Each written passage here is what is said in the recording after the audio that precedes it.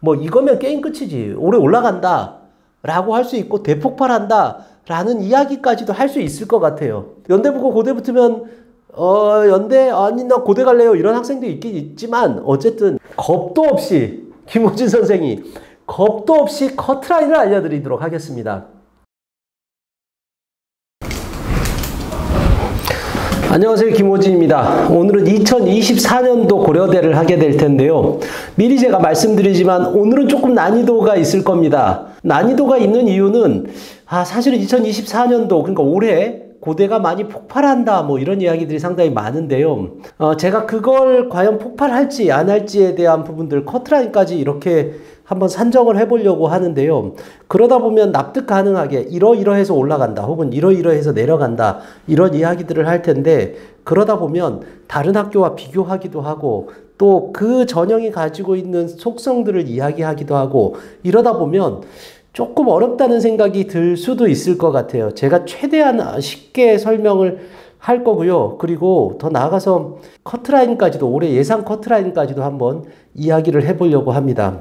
고대 가는 방법. 고대 가는 방법은 수시와 정시 중에서 이제 수시는 학교 추천과 그 다음에 학업우수와 계열적합 이렇게 세 가지가 있는데요. 학교 추천은 교과고 그 다음에 학업우수하고 계열적합은 학종입니다. 학종이 2개고 그 다음에 교과가 하나죠. 물론 이제 다른 전형들도 좀 있기는 있어요. 연세대학교도 이런 형태예요. 보니까 주된 학종이 2개고 그 다음에 이제 교과가 하나인데 왜 1+2의 형태를 하게 됐나라고 보면 하나의 학종은 그냥 다 들어와라. 정석적 평가하는 학생들 다 들어와라 라는 거고 나머지 하나의 학종은 약간 자사고 특목고 애들 많이 들어와줘 라고 하는 따로 빼놓은 전형 같은 그런 성격이 있습니다. 이 성격들도 조금 더 이야기를 하도록 하겠습니다. 자, 그 다음에 정시가 있는데요. 정시 일반과 정시 교과 이렇게 나눠지는데 정시 일반은 그냥 뭐 바로 알고 있는 그 정시입니다. 정시 교과는 올해부터 시작되는데 그래서 말들이 많아요. 올해는 이제 내신 안 좋으면 고대 못 간다 뭐 그런 이야기들도 많죠. 고대가 왜 매년 이렇게 크게 바뀌는지 모르겠어요. 정시도 바꾸고 그 다음에 또 뭐 최저도 계속 바꾸고 이러는데 입학처 직원들이 너무 부지런한 것 같아. 입학처 직원이 부지런하면 학생들이나 학부모들이 정말 오히려 더 불안하고 그런 것들이 좀 있죠. 한양대 봐봐. 한양대는 입학처 직원들이 좀 게으른가? 보니까 10년 동안 변한 게 없어. 근데 또 내가 이렇게 얘기했다간 또 한양대에서 또 항의 들어오겠다. 면피용으로 조금 이야기를 하자면 한양대가 게으른 게 아니라 나름 한양대가 철학이 있는 것 같아. 뭐냐면 그렇지 교과면 내신으로 해야지. 거기 뭐가 다른 게 더 낄 필요가 뭐가 있어. 거기 뭐 면접, 정성적 평가, 최저 이런 거 다 필요 없어. 또 학종. 그럼 그거 정성적 평가로 가야지. 이렇게 하는 나름 수시가 가지고 있는 고유의 영역에 대한 부분들을 잘 지키려고 하는 게 아닌가 뭐 이런 생각이 드는데 내년에 또 바뀐단 말이야. 네, 한양대는 아마 내년에 이제 또 최저도 생기고 좀 바뀌기도 하고 그렇긴 합니다. 어쨌든 한양대가 조금 더 철학적이야 라고 하면서 좀 피해가자. 예, 우리 좀 봅시다. 아무튼 학교 추천부터 볼까요? 학교 추천은 666명을 뽑습니다. 지난해에는 아마 이게 800명 조금 이상 뽑았는데 인원이 확 줄어들었죠. 그러니까 어떻겠어요. 커트라인이 당연히 올라갈 만한 요소가 있네요. 진짜로 그 폭발한다라는 이야기가 좀 맞겠다라는 이야기 생각도 조금 들기는 합니다. 자, 어쨌든 학교 추천은 어떻게 뽑냐면 교과 전형인데 학생부 교과 80에 서류 20을 보게 됩니다. 자, 이 서류는 정성적 평가예요. 그러니까 교과라고만 할 수는 없는 전형으로 작년부터 바뀌었다. 이렇게 좀 생각을 해야 될 텐데 이 서류에 대한 부분들이 논란이 많죠. 이것도 조금 이따가 제가 따로 빼서 이야기를 하도록 하고요. 재적 학생의 4%까지 추천을 한다라고 했는데 이거는 뭐 전년도와 변함이 없습니다. 올해부터는 졸업생을 안 받는다. 이거는 미리 이야기할까? 다음에 얘기할까? 여기서 얘기할까? 지금 얘기하자. 만약에 졸업생을 안 받게 되잖아요? 그러면 어떤 현상이 나타나냐면 이건 또 커트라인이 떨어질 요소가 돼. 한번 생각해봐. 내가 졸업생이야. 근데 내 학교까지 찾아가가지고 거기 가서 후배들을 보는 수모 이거 좀 부끄러움 이런 걸 다 감수해서 가가지고 추천받아. 그럴 때 이 학생이 내신도 안 좋고 그럼 또 가가지고 또 그럴 거 아니야. 선생님이 야, 네 내신에 무슨 추천이냐 이따위 소리 들은단 말이에요. 그러다 보니까 실제로 그리고 학교 입장에서도 그래. 제 학생들을 가급적이면 많이 붙이려고 하다 보니까 졸업생 중에 억울하게 떨어진 내신이 좋음에도 불구하고 억울하게 떨어진 학생들 이런 학생들한테 추천을 주면 추천을 받은 졸업생들은 어때요? 보니까 좀 내신이 상위권에 해당되는 학생들이 많을 거라는 거죠. 그러니까 무슨 얘기냐면 안정권으로 붙을 수 있는 애들인데 걔네들이 쑥 나갔어. 그러면 실제로 커트라인이 좀 떨어질 수도 있겠다. 뭐야 이거 도대체 어쩌라는 거야. 뭐 이런데. 자, 그 다음에 봅시다. 최저가 3합 7. 2라고 쓴 건 두 개 평균을 이야기를 하는 거예요. 3합 7, 2인데 많이 낮아진 거예요. 문과는 많이 낮아졌죠. 그럼 커트라인 또 올라가겠네. 이건 진짜 뭐 어떻게 이야기를 해야 될지 모르겠는데 이런 부분들 낮아지냐 올라가냐에 대한 부분들도 조금 이따가 더 보도록 하고요. 지난해 문과가 3합 6, 그죠? 3합 6에서 3합 7로 됐으니까 그러면 최저가 낮아지면 커트라인 당연히 올라가겠죠. 왜냐면 최저를 충족한 학생들이 많으니까 내신이 좋아도 최저가 안 돼서 떨어지는 학생들이 이젠 줄어든다라는 의미니까 문과는 뭐 많이 올라가겠다. 이과는 뭐 그대로니까 크게 차이가 없겠다라고 생각을 할지도 모르겠는데 복합적이에요. 그래서 오늘 좀 어렵다라는 거야. 이제 여러 가지를 생각해 보자는 거야. 그냥 너무 슬로건처럼 올해 고대 폭발한다. 정말 많이 들었어요. 근데 진짜 그럴지 그것도 좀 한번 보도록 합시다. 어쨌든 학교 추천 조금만 좀 더 이야기를 해서 내신 산출 방식에 대한 부분들도 짚고 넘어가야 되겠네요. 반영교과는 전교과예요. 그러니까 그 생기부를 보면 등급 나와 있는 거 있지. 그거 다 들어가고 그 다음에 ABC 나와 있는 거 이것도 다 들어가. 다 들어가는데 ABC 나와 있는 이 과목들을 산출하는 게 조금 작년에 좀 바뀌긴 했어. 근데 거의 큰 변동은 없어. 어떻게 바뀌었냐 하면 내가 이게 복잡한 식이 있는데 이걸 그냥 쉽게 한번 풀었어. A를 받으면 어떻게 되냐면 그냥 무조건 1등급이야. 자, 이걸 한번 생각해 보자.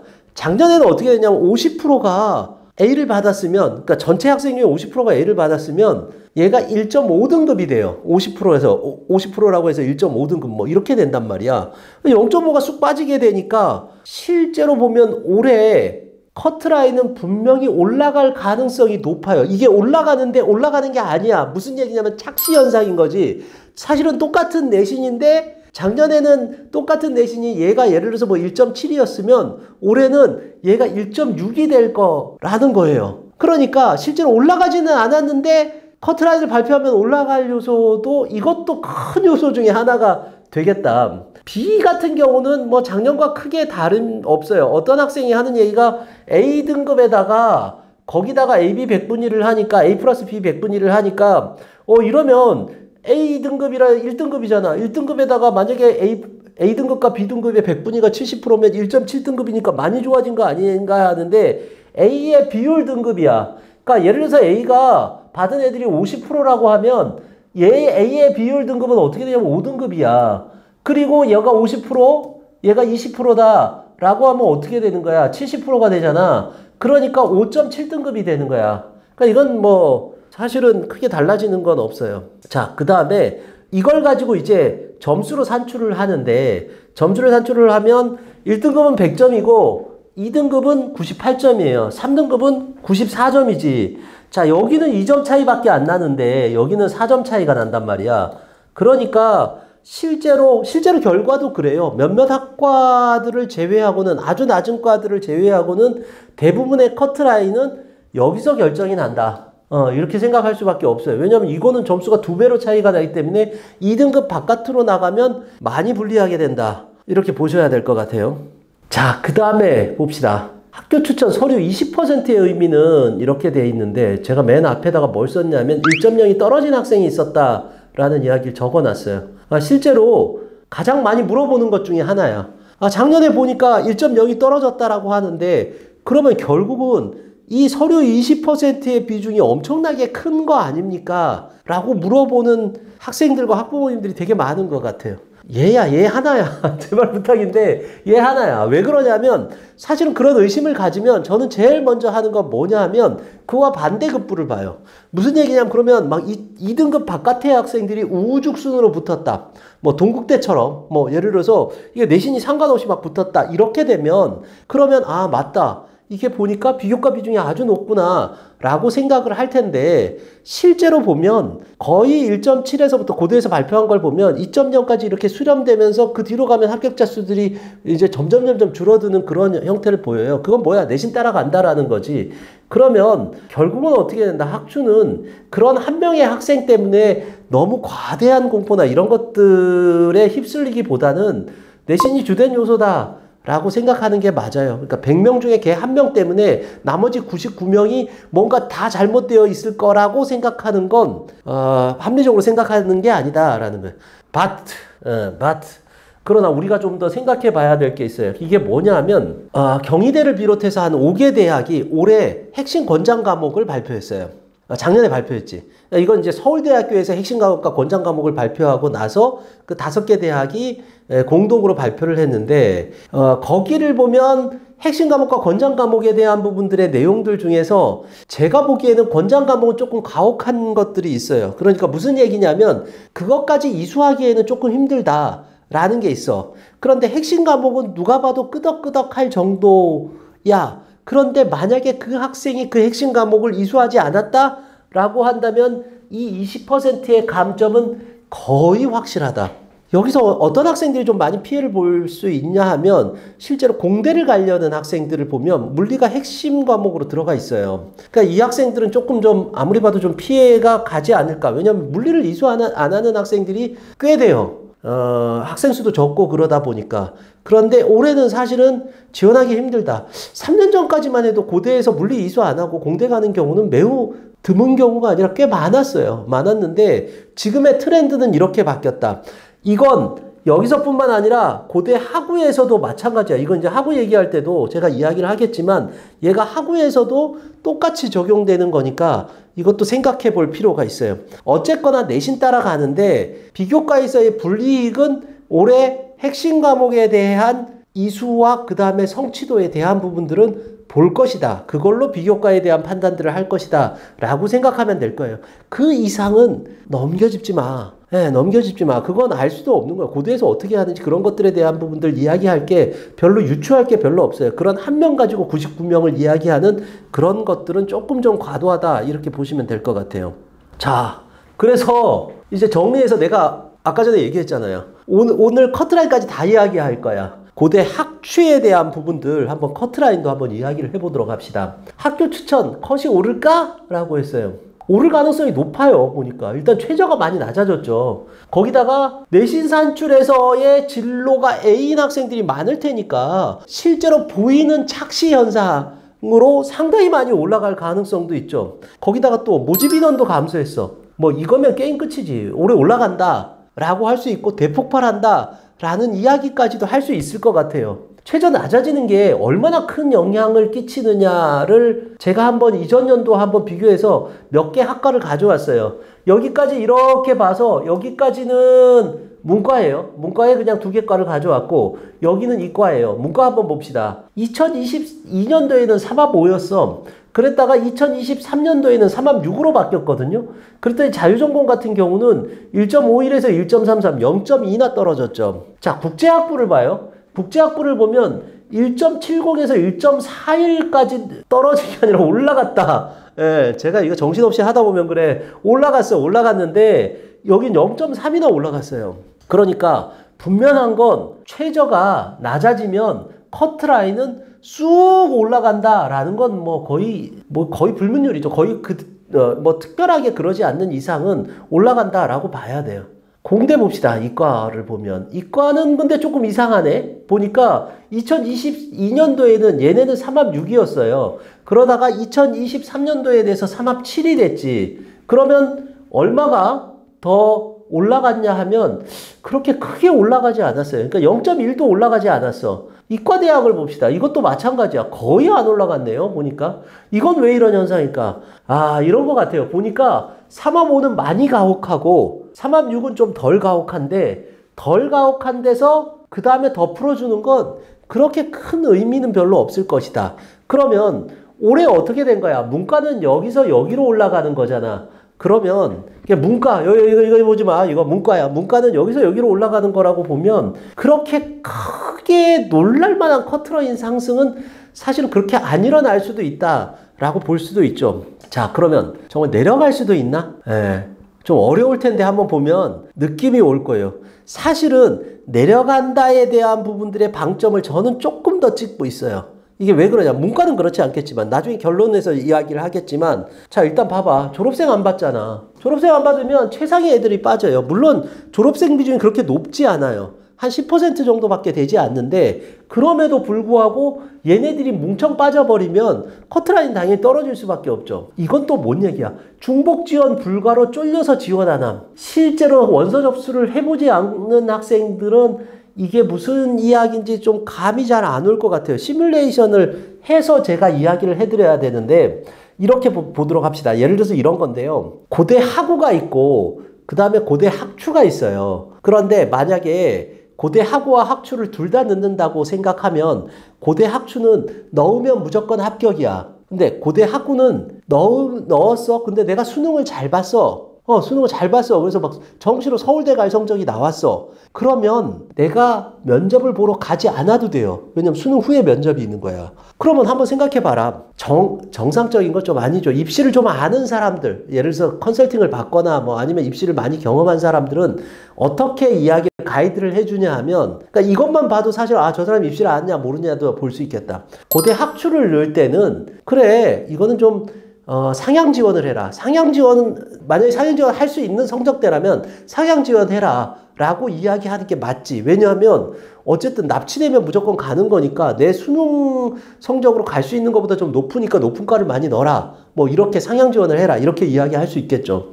근데 고대 학우는 조금만 좀 더 네가 내려서, 과를 좀 내려서, 네가 만약에 예를 들어서 네가 예측되는 점수보다 안 나오면 그럼 그때 가서 면접 보고 수능 잘 나오면 면접 보러 가지 마. 그래, 떨어지면 되잖아 라고 하니까 조금 아래로 지원을 하죠. 그러니까 안정지원세가 있단 말이에요. 고대 학우 같은 경우는. 그런데 얘네들을 이렇게 보면 중복 지원이 안 된단 말이죠. 중복 지원이 안 되면 이런 상향 지원이라든지 하향 지원이라든지 이런 걸 다 떠나서 하나만 넣게 됐을 때 점수가 여기 사이에 있는 애들, 그러니까 어떻게 되냐 하면 실제로 학우를 붙을까 학추를 붙을까 하는 애들 무조건 두 개 다 넣겠지. 그래서 제가 아까 얘기했던 시뮬레이션대로 넣을 텐데, 얘네들이 어떻게 하냐면 그래, 학우가 조금 더 안정적이다 라고 생각을 하고 학우로 가게 되면 학우로 넣는 애들이 거기가 비겠죠. 그러면 누가 돼요? 더 밑에 애들이 될 거야. 그러면 어떻게 돼? 커트라인이 떨어지지. 와, 복잡하다. 내가 지금 설명해놓고도 되게 복잡한데 잘 생각해보면 이해가 돼. 입시가, 근데 그래서 맨날 투덜거리는 게 그런 얘기 제가 많이 들었어요. 입시가 왜 이렇게 어려워? 그러는데 어렵지 않아요. 내가 어떻게 지원할까를 이렇게 시뮬레이션을 해보면 지금 얘기한 게 다 이해가 될 거야. 둘 중에 하나만 지원하게 돼요. 이제 중복 지원 안 된단 말이야. 그러면 학우가 좀 더 유리하겠다 이렇게 생각하고 그쪽으로 지원하면 거기가 빠지지. 당연히 빠지니까 어떻게 돼? 그러면 커트라인이 더 밑에 얘가 될 거 아니야. 그러니까 떨어질 거다라는 거예요. 자, 그 다음에 이것도 커요. 문과 학생들의 학력 저하 그랬는데 이건 지금 계속 현재 진행형이죠. 학생들이 생각하기에 상위권 학생들은 이과 가는 게 무조건 유리하다라고 해서 문과적 소양을 가진 학생들도 다 지금은 이과 쪽으로 가고 있어요. 이러다 보니까 문과 학생들의 커트라인이 사실은 커트라인이 아니라 내신이죠. 내신이 썰물 빠지듯이 빠지고 있는 상황이에요. 지금도 진행해요. 얼마나 빠질지 나도 모르겠어. 뭐 내년에도 또 빠지고 이러겠죠. 그러니까 상위권 애들의 문과 애들 숫자가 점점 줄어든다는 거예요. 내가 왜 이 이야기를 하냐 하면 분명히 올해는 문과도 커트라인이 올라가잖아. 그죠? 올라가잖아. 뭐라 그랬어? 저기 최저가 낮아지면 올라간다고 그랬는데 한 등급이나 낮아진 건 커요. 아주 커. 크게 이렇게 낮아졌는데 그러면 커트라인이 확 올라갈 텐데, 그런데 올라갈 애들이 별로 없다는 거야. 얘네들이 지금 다 이과로 가 있어. 옛날에 여기 문과에 있던 애들이. 그러니까 어떻게 했어? 그만큼 올라가지 않을 것이다 라고 생각할 수도 있다라는 거예요. 자, 상위대학 공대 계열의 학과 신설 인원 증가 이렇게 했는데 이건 내가 얘기할까 말까 하다가 얘기를 좀 해주도록 할게요. 이게 무슨 얘기냐 하면 서울대학교가 이제 나 첨단 융합학과? 첨단 융합학과 뭐 이런 것들이 거의 뭐 200~300명이 생기고, 그리고 연세대 고려대학교에서도 뭐 스마트 모빌리티 학과 뭐 이런 학과들이, 반도체 학과 이런 것들이 점점 계약학과도 생기고 많이 생긴다는 거야. 그러면 예를 들어서 고대에 학추에 갈 애가 500등이면 간다 라고 칩시다. 전국 석차 500등으로 내신을 이렇게 나래비를 세웠을 때 간다라고 하는데, 얘네가 어디까지 들어가냐면 이게 정원수가 늘어나니까 뭐 서울대 연대까지 가게 돼요. 그럼 어떻게 이 밑에 애들이 뭐 600등이라도 붙을 수 있게 된다라는 거예요. 그렇게 되면 어떻게 되겠어? 올해 커트라인이 좀 떨어질 거다라는 건데, 제 생각에 사실 이 효과는 고대 하구에서 더 많이 나타날 거예요. 그러니까 하구에서 좀 더 자세하게 좀 이야기를 해보도록 합시다. 자, 그 다음에 이수 과목에 대한 제한으로 이과 학생들의 지원 제한 이랬는데, 이것도 좀 클 것 같아요. 왜 그러냐 하면 학생들이 내신을 잘 받기 위해서, 이거 교과잖아. 교과니까 내신을 잘 받기 위해서, 내신 잘 받는 게 최고야. 내신 잘 받는 게 최고야. 내신을 잘 받기 위해서 선택하지 않는 과목들이 있죠. 최상위권 학생들 같은 경우는. 특히 과탐에서 다른 학생들이 많이 선택하지 않는 과목들을 선택하면, 뭐 우리 학교는 1등급이 한 명도 안 돼요, 뭐 이렇게 나올 수도 있고 이러니까 사실은 선택을 잘 안 하는 과목 중에서 물리 과목이 있어요. 근데 그때는 생각을 못 한단 말이야. 2학년 때 그런 걸 생각하기는 힘들어. 선택할 때 1학년 말에 그걸 생각하기가 힘들어. 근데 나중에 보니까 고대가 정성평가가 들어가네, 20%가. 그러면 더군다나 올해는 시작이란 말이야. 그러면 내가 고대는 그러면 안 되겠네 라고 하는데, 이게 비단 물리뿐만 아니죠. 다른 데도 있을 거예요. 자기가 선택하지 않은 게 핵심 과목에 들어가지 않고 이러다 보면 그쪽에 지원하지 못하게 되면, 실제 자기 내신으로 합격할 내신인데도 지원을 못해. 그럼 어떻게 되니? 커트라인이 좀 많이 떨어지겠지. 자, 그리고 와, 이건 진짜 어렵다. 내가 얘기할까 말까 하다가 뭐 이렇게 막 돌리는 학생들도 있을 텐데, 돌리지 말고 들어봐요. 이런 게 이제 입시에 대한 안목이 높아지는 거야.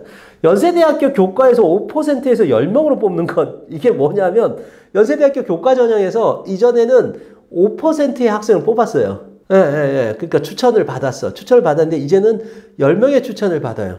야, 이거는 사실은 고려 요소는 아니야. 사실은 그렇게 큰 중요한 요소는 아닌데, 그럼에도 불구하고 항상 커트라인을 생각할 때는 그 위에 대학의 커트라인을 조금 생각해 봐야 돼요. 그 위에 대학이 어떻게 움직이는가를 생각해 봐야 되는데, 자, 보면 연세대학교가 이렇게 되면 어떤 학생들이 더 많이 붙고 더 적게 붙을까도 알고 있으면 좋겠다. 왜냐하면 고대 학추 넣는 학생 중에 연대 학추도 넣을 테니까. 예를 들어서 5%로 보면 서울에 있는 학생들은 5%가 더 유리하지. 왜냐면 학생 수가 더 많단 말이에요, 일반적으로.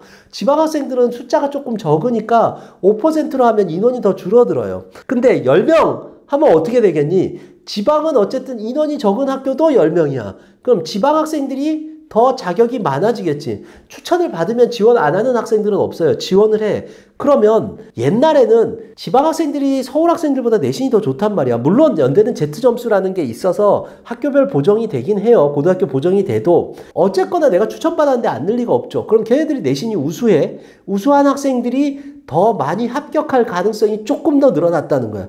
그러면 내신이 우수한 학생들이 연대에 붙어주면 고대에서는 뭐 그렇게 차곡차곡 가지는 않겠지. 연대 고대, 저 사람 지금 고대를 자꾸만 낮게 보나? 뭐 이렇게 생각할 텐데, 그게 아니라 어쨌거나 봤을 때 차곡차곡 가게 됐을 때로 본다면 고대는 조금 더 내신이 낮은 애들이 더 합격하기가 쉬워졌다. 연대에서 붙어주니까 걔네들이. 왜냐면 걔네들이 예전에는 추천 자격이 안 돼서 연대 못 넣다가 올해는 추천 자격이 돼서 연대 넣고, 그래서 거기 붙어주면, 그럼 얘네들이 옛날에는 어떻게 했어? 고대 넣어가지고 고대 붙었단 말이야. 근데 연대 붙으면 어떻게 되겠어? 연대 붙고 고대 붙으면 연대 아니 나 고대 갈래요 이런 학생도 있긴 있지만, 어쨌든 연대 쪽으로 좀 간다라고 생각을 한다면 예전보다는 좀 떨어질 거다라는 거예요. 자, 오를까에 대한 부분들도 상당히 그럴듯해요. 내릴까에 대한 부분들도 상당히 그럴듯해요. 그거 어쩌란 말이야. 내가 결론까지 정해주마. 자, 결론 봅시다. 사실은 다들 대폭발을 점치지만 그래요. 올해 뭐 온갖 가지 고대 공포들이 많은데, 내 생각에 내릴 만한 요소들도 상당히 큰 요소들이 있어서 그렇게까지 오르지는 않을 거다. 문과는 조금 올라갈 거다. 그리고 이과도 생명과학 계열은 조금 올라갈 거다. 이건 내가 설명 안 했네. 이건 좀 설명해 줘야겠다. 생명과학 계열이 조금 올라간다는 건 뭐냐면, 이게 옛날에 한번 그런 적이 있었어요. 어떤 적이 있었냐면, 약대가 만들어지고 나서, 야, 약대가 만들어졌으니까 생명과학 하려는 애들이 약대로 다 가가지고 생명과학이 빵꾸 나겠다. 이렇게 예측한 사람들이 많았어. 그런데 그게 아니라, 약대가 생기니까, 예전에는 생명과학은 생각도 안 하던 애들이 나 약대도 한번 넣어봐야겠다. 야, 꼭 의대만이 아니라 좀 못하면 약대 가면 되지? 라고 하는 애들이 많아져서 생명과학과 관련된 비교과를 가진 학생들이 그 풀이 월등히 많아져서 오히려 빵꾸가 나는 게 아니라 점점 올라가고 있는 추세예요. 이게 이해가 되려나? 그래서 올해는 더 많아질 거야. 그러면 여전히 생명과학 계열들은 더 많을 수밖에 없어요. 커트라인이 올라갈 수밖에 없어요. 얘네들이 의대도 넣고 약대도 넣고 그리고 보험으로 고대 생명과학 계열도 넣는단 말이야. 그러면 얘네들이 어떻게 돼서 만약에 저기서 최저를 못 맞추면 그 우수한 내신으로 고대를 간단 말이지. 그럼 어떻게 됐어요? 여기는 좀 올라갈 거다. 계속 상승세가 나타날 수밖에 없다. 그리고 일단은 이걸로 딱 봐서 이거는 뭐냐면 착시현상의 상승이 있어서 제가 얘기하는 거예요. 만약에 착시현상의 상승이 없다라고 한다면 올해 그렇게 많이 올라가지는 않을 거다. 아마 전년도 정도는 될 건데 착시현상에 의한 상승은 앞에서 설명했으니까 지금 들어서 저게 뭔 개소리야 이러면 다시 앞으로 돌아가가지고 보면 돼요. 자, 근데 착시현상이 있음에도 불구하고 올해는 공학계열은 조금 좀 하락될 거다. 이거는 제가 지금 찍는 시점이 서울대학교에서의 첨단융합학과를 직윤과 일반 전형의 비율을 어떻게 지금 나누는지에 대한 부분들은 아직 정보가 없어요. 몰라요. 서울대도 웃기지. 지들이 요강 만들어 놓고 올해 뽑는다고 하고 거기에 인원을 안 넣었어.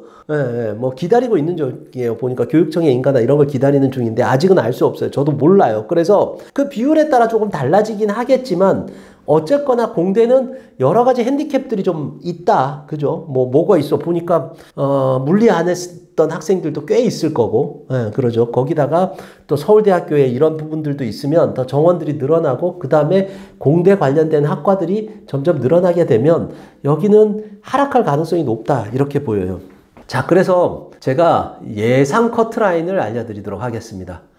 내가 이걸 하면서 예상 커트라인을 얘기해 줄까 말까 되게 고민했어요. 왜 그러냐면 예상 커트라인을 얘기해서 맞으면 그렇구나 뭐 이렇게 생각할 테고 이게 만약에 틀리면 온갖 가지 악플이 얼마나 뒤에 달리겠어. 제 살 깎아먹기야. 그리고 내가 이걸 얘기하는 게 오히려 도움이 될 게 하나도 없어. 근데 내가 왜 이걸 할까 말까 고민하다가 그냥 하자라고 생각을 했냐면 생각을 해봤어요. 내가 상담을 하는 학생은 이런 커트라인을 중심으로 해서 애한테 이야기를 해줄 거 아니야. 근데 나한테 상담을 못 받거나 아니면 컨설팅을 제대로 못 받는 학생들은 그런 정보도 없이 지원을 하게 됐을 때 단순한 이런 정보 때문에 합격과 불합격의 차이가 난다라는 건 좀 뭐랄까 공정하지 못하다 이런 생각이 들었어요. 그래서 나는 이 정도의 커트라인으로 바라보고 있다라는 정도로 봤으면 좋겠어요. 자, 그래서 겁도 없이 김호진 선생이 겁도 없이 커트라인을 알려드리도록 하겠습니다. 예상 커트라인이에요. 전년도와 거의 인문은 비슷한데 여기 보면 미리 이거부터 이야기합시다. 안정, 적정, 경쟁 내가 이렇게 적어놨는데 이 안정은 그냥 말 그대로 안정이야. 그냥 여기 그냥 지원하면 돼. 첫날 지원해. 그냥 보면 지원하면 되고 적정은 약 70% 컷에 해당된다 라고 생각하면 될 것 같아요. 경쟁은 반반이다. 붙을 수도 있고 떨어질 수도 있다. 그리고 최초합은 좀 힘들고 봤을 때 추합 정도까지 가야 붙거나 아니면 못 붙거나 정도라고 봐야 될 거다 라고 생각하고 보면 될 것 같아요. 자, 인문은 인문 계열을 이야기하는 게 아니라 정말 인문 학과들이에요. 일반적인 학과들, 인문, 문사철, 이런 것들이죠. 이런 일반적인 학과들의 커트라인은 1.6이면 무조건 붙는다. 1.7이면, 그래, 이것도 붙겠지. 1.8이면 조금 고민해봐라. 라는 게 이 얘기예요. 업무는 좀 낮죠. 근데, 그래, 내가 항상 이런 커트라인들을 이야기하면서 내가 커트라인을 조정하는 것 같은 느낌이 막 들 때도 있어요. 왜 그러냐면, 어문이 낮다 그러면 또 다 어문으로 넣을 거 아니야. 근데 일단은 여기다 영재라고 쓴 게 뭐냐. 영어는 제외한 어문, 독일어과, 불어과 이런 데는 사실은, 뭐야. 거기는 사실 비교과를 만들기가 힘들잖아. 올해 정성평가 하는데. 그래서 실제로 뭐 알고는 있어도 넣기는 좀 힘들잖아. 그래서 떨어질 거다라는 건데 그 얘기 듣고 또 폭발할 수도 있어요. 어쨌든 한 1.7이면 합격할 거다. 1.8이면 적정이고요. 1.9면 경쟁이다. 이렇게 보여요. 이제 경쟁 개념을 알았으니까 그냥 더 설명하지 않고 들으면 좋을 것 같아요. 사과는 1.5 정도면 안정이다. 그 다음에 1.6 정도면 적정이고 1.7이면 경쟁이다. 상경을 봅시다. 상경은 1.4 정도면 안정이다. 그러지 상경이 뭐 1.4 이내로 그럼 서울대 가지. 서울대 가지. 그래서 1.4면 무조건 붙는다. 뭐 학생들 그래도 고대 상경이 탑인데 그래도 더 위로 올라갈 수도 있지 않나요? 없어. 없어. 여기까지 안 돼. 자, 그다음에 적정은 1.5고 그다음에 경쟁은 1.6으로 놨는데 1.69까지도 된다. 근데 된다 하면 안 되지. 경쟁 상황이다. 그러니까 넣어볼 수도 있다. 이렇게 보면 돼요. 자, 이과가 재밌죠. 지금 보니까 그래서 내가 낸 커트라인은 전년도의 커트라인과 거의 흡사해요. 조금 오르는 정도 수준일 거다라는 거예요. 그러니까 쫄지 마. 겁먹지 마. 이과는 오히려 저는 약간 떨어질 거라고 봤어요. 떨어질 거라고 봤어요. 그래서 공학계열부터 봅시다. 일단 공학계열은 1.4로 놨어. 1.4로 왜 이렇게 높아요? 그런데 여기 공학계열은 조금 좀 달라. 여기서 쓴 공학계열은 뭐 환경생태공학 이런 게 아니라 전기전자, 컴퓨터과학은 공학이 아니지만 그냥 컴퓨터로 합시다. 컴퓨터 혹은 또는 기계공학 이런 좀 상위권 공대를 얘기하는 거야. 상위권 공대는 안정이 1.4 정도고 적정은 1.6인데 내가 여기 이렇게 표시해놨어요. 1.7이 경쟁이다 라고 했는데 이 상위권 공대가 1.7이 합격할 수 있을까? 물론 뭐 빵꾸가 나는 해는 되기는 되겠지만 사실은 조금 힘든 학초에서는 조금 힘든데 올해는 1.79까지도 될 수 있다. 경쟁 상황이니까 한번 넣어봐라. 올해 약간 빵꾸가 날 수 있다라는 거예요. 생명 봅시다. 생명은 좀 올려놨어. 생명 쪽은 뭐 생명과학도 있고 바이오 의공학부 또 뭐 의과학부 뭐 이런 데를 이야기하는데요. 1.4, 1.5, 1.6 정도, 1.6이 경쟁이다. 또 올라갈 거다라고 봤어요. 수화는 이건 수학과, 수학교육과 혹은 또는 화학과 뭐 이런 데예요. 이런 데는 1.5, 1.6, 1.7 요 정도 라인으로 보고 이과 하위권은 조금 떨어졌죠. 지금 한 게 약간 좀 떨어질 거다라고 보이는 거예요. 1.6이 안정이고 1.7이 적정이고 1.8이 경쟁 상황이다라고 보여요. 요 정도 라인들을 생각하면 돼요. 봐요. 이걸 보면 사실은 내가 얘기하면서도 뭐 쫄고 뭐 이럴 필요도 사실 없어. 왜냐면 이게 3 정도 차이 나니까 이건 누구나 다 예측할 수 있는 거야. 그러니까 뭐 와, 저 사람 대단하다 이렇게 생각하지 말고 보도록 해요.